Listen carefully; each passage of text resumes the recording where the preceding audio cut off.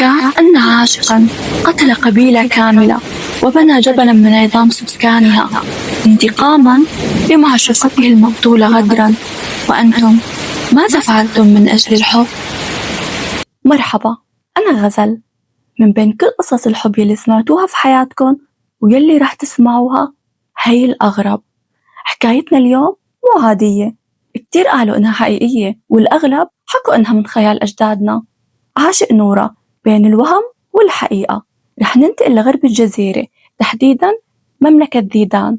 كانت من أكبر الممالك وأكثرها تقدم، وفي يوم من الأيام بيكون في اجتماع لكبار التجار ومشايخ القبائل.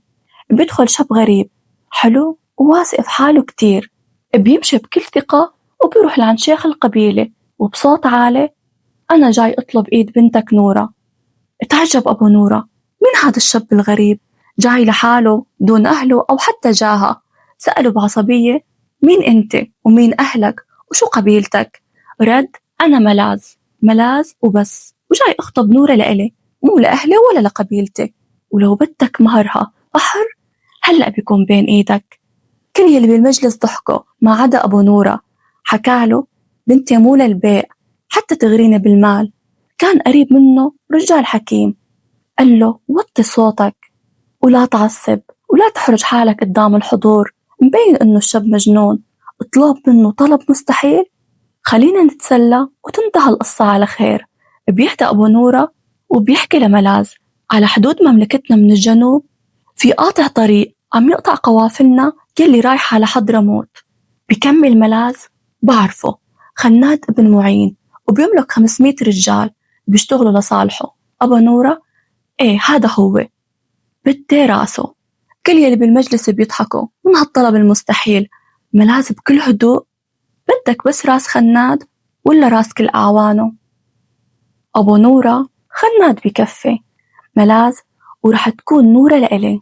أبو نورة: جيب راس خناد ونورة إلك، وعد.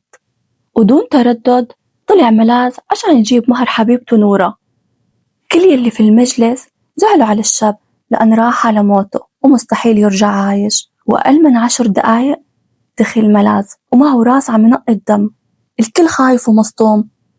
أبو نورة: مين هذا الشاب اللي قطعت راسه؟ هذا مو خناد، مستحيل إنه يكون خناد، بدك أكتر من أسابيع لحتى توصل لعنده. مين هذا المسكين؟ ملاذ بكل هدوء: شو بدك إثبات لحتى تتأكد إنه هذا خناد؟ نطق رجال كبير في العمر: الشاب عم يحكي الصح، هذا خناد، أنا بعرفه كتير منيح. نورة صارت إلك، تعال بكرة عشان تتفق مع والدها على باقي أمور الزواج. شكر ملاذ الشيخ وقال: رح أرجع بكرة وبنفس الموعد.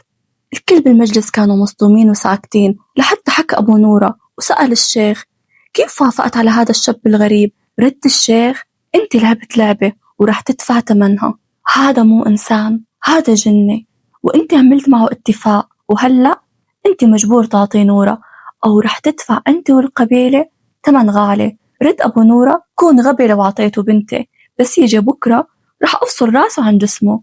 الكل كان عم يهتف وأيد كلام أبو نورة، ما عدا كام رجال أيدوا كلام الشيخ الحكيم.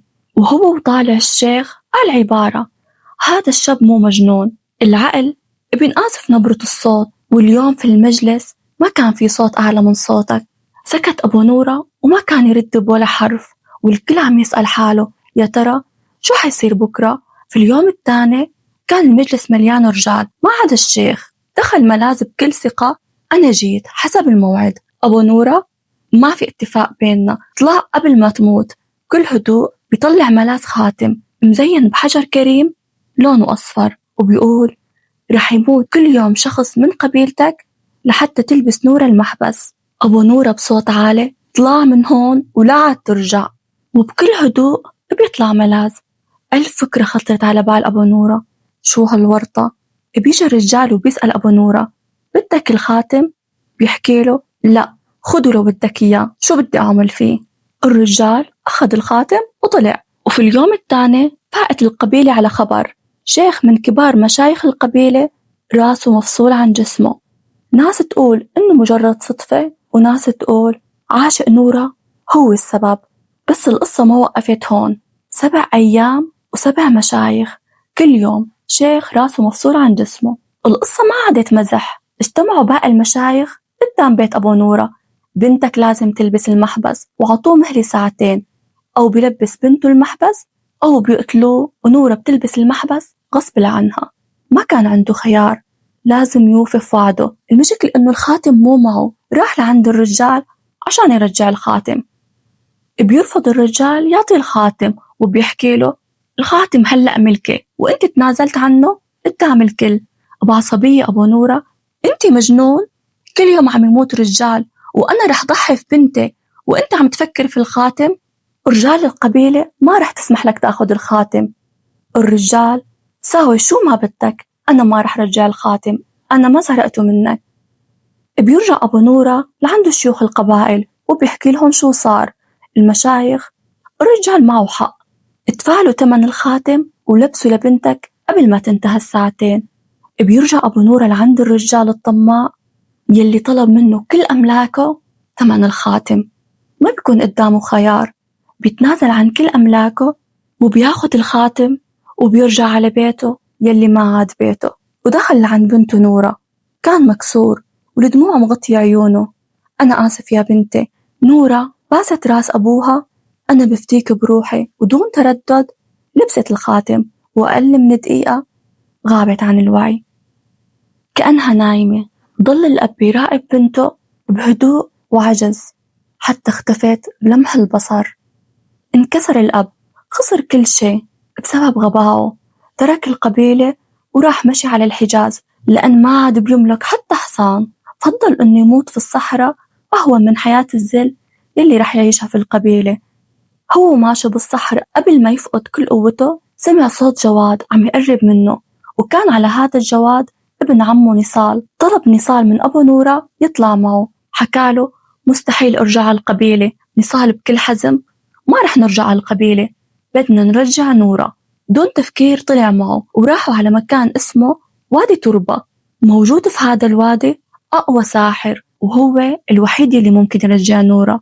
تعبوا كتير لحتى عرفوا مكان الساحر في هذا الوادي الكبير. في البداية رفض الساحر إنه يشوفهم، ولما عرف قصتهم قرر يساعدهم دون مقابل، بس بشرط واحد: بس ترجع نورة الخاتم الأصفر رح يصير ملكه. وافق نصال. حكى لهم الساحر: الحل الوحيد إني أربط ملاذ، بس المشكلة بنتكم رح تربط معه، لازم إني آخد شيء من أثرها حتى أقدر إني باعدها عن ملاذ. بيرجع نصال على القبيلة عشان يجيب شيء من أثر نورة، والأب بيضل في بيت الساحر. سأل الساحر أبو نورة: ليش وهبت بنتك للشيطان؟ حكاله: أنا ما وهبتها. رد الساحر: مستحيل ياخدها، لو ما وهبتها أنت أو هي وهبته نفسها. الأب في انكسار كله بسبب غبائي، وحكاله شو صار في مجلس الرجال. الساحر بتعجب، متأكد إنه ما عرف عن حاله إنه من الجن؟ الأب: لا، والقبيلة كلها بتشهد. أنا مستحيل كنت ألعب معه هيك لعبة لو بعرف إنه جنة. برد الساحر: بنتك رح ترجع، لأن ملاذ خالف قوانين الجن. رح استعين في أسياده وأخذ حق بنتك ورجع لك إياها. أبو نورة: أنا مو فاهم منك ولا شيء، بس بترجاك رجع بنتي. بدأ الساحر في قراءة بعض الطلاسم والتمتمات وحركات الإيد. قال الساحر برعب: رح يجوا بعد شوي. الأب: مين؟ وقبل ما يرد الساحر من العدم طلعوا 3 نساء لابسين أسود. حكالهم الساحر القصة. ردت وحدة من النساء: ملاذ عرف عن حاله إنه من الجن. أبو نورة: لا، ما عرف، والقبيلة كلها بتشهد. ردت وحدة من النساء ال3: هو ما خبرك، بس بنتك بتعرف عنه كل شيء. ابننا كان يشوف بنتك كل يوم وهو بعلاقة معها من أكثر من سنة. الأب في لحظة انهيار وصدمة: انت عم تكذبي. الساحر حكاله: اسكت أو بتفقد روحك هلأ بلمح البصر. كملت كلامها: ابننا اجى لعندك وطلبها للزواج لأن هاد كان شرط نورة. الأب: مستحيل بنتي تعمل هيك. بعتذر، بس عندي ملاحظة. طلبت من جنة يجي يخطبها وإجا دون تردد، وانت صار لك 3 سنين ناطرة أبو راس مربع يجي يخطبك. ما علينا، نرجع لقصتنا وللأب المسكين. حكت له: بدك تسمع من بنتك لحتى تتأكد؟ رح نروح هلأ وبنتك رح تجي تودعك وترجع لعنا، وهي آخر مرة تتواصل معنا أو مع بنتك. أول ما اختفوا بيهجم الساحر على أبو نورة. بسببك كنا رح نموت، ليش خبيت عني إنه بنتك كانت على علاقة مع ملاذ؟ الأب في انكسار. ما كنت بعرف إنه بنتي عم تعمل هيك، ما كنت بعرف إنه بنتي عم تخون ثقتي فيها. حكاله الساحر ودع بنتك، هي آخر مرة رح تشوفها. أنا رح روح على الخيمة التانية ونام، ورح أتركك مع بنتك تاخدوا راحتكن. لحظات وظهرت نورة، حضنت والدها وقعدت تبكي وتعتذر منه كتير. بترجاك سامحني، حبيته، ما قدرت أعيش بعيدي عنه. هو طيب كتير، سمح لي إني زورك، واعتذر عن كل المشايخ اللي قتلهم، بس حكالي إنك أنت اللي استفزيته. والدها ما حكى ولا حرف، طلع فيها بحزن وحط إيده على رقبتها.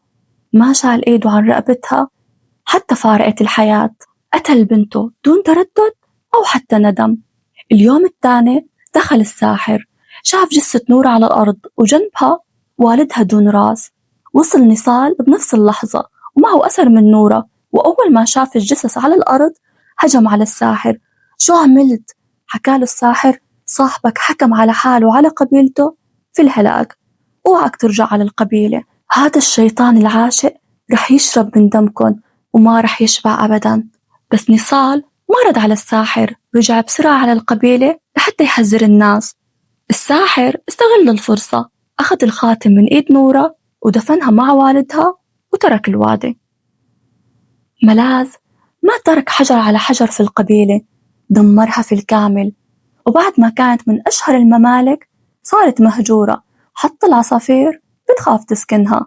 عزل حاله في أحد الكهوف مع جثة حبيبته نورة، وانتقاما لحبيبته نورة عمل جبل كامل من جماجم وعظام أهل القبيلة. ويقال أنه كان في نهر جاري في هذا الكهف من دموع ملاذ.